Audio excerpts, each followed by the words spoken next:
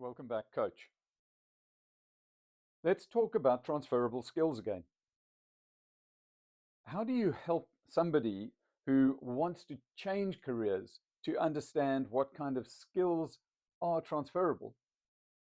What about that person who is being forced to change into a different trade, career, industry through misfortune, through changes in their company environment, through the need to earn more than they're possibly going to in their current job, etc.? How do you help them to understand transferable skills? I think about the number of times I've changed careers, even if it were for a short while, in order to take another step to something new. When I was a marine engineer, I decided I needed to become a software developer. I had no training whatsoever in being a software developer, a computer programmer, and it was so far back in the day that there were very few people who really understood computing. It really was early days. Not quite punched card, Hollerith card type of stuff. Not that I remember. But I wanted to go from being an engineer to being a software developer. That meant going for interviews and having to explain the kind of skills that I had that could be used within a different organization and career type. So, for example, if you're looking at what were the transferable skills from being a marine engineer, a ship's engineer, which is also an engineering officer, to going into a new environment and a new trade, skill, industry, etc. Think about leadership opportunities I could have had.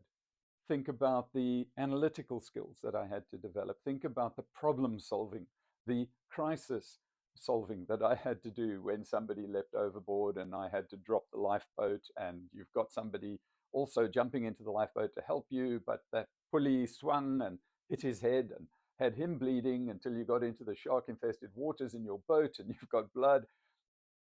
Real story. But you think about how that shaped the way I think.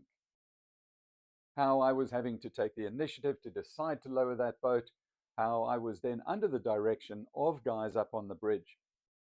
But the transferable skills, the planning, the understanding that some things just have to be done regularly in order to maintain something, in order to keep equipment in working order. So what kind of skills then have I taken across into the software development environment? Well, I've learned about structure. I've learned about self-discipline. I've learned about the fact that I need to be able to take instructions and give instructions. I also need to be self-aware enough to know that my industry knowledge doesn't necessarily translate into the other industry knowledge. I went from marine and merchant navy and cargo ships into the defense industry.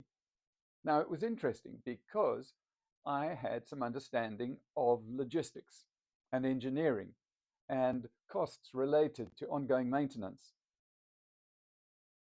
So somebody might have said there were no transferable skills from being a ship's engineer to being a software developer.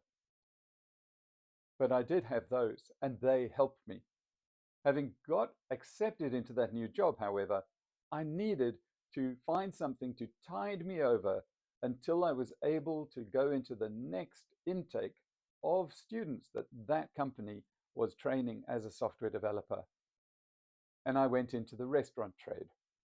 But that's another story.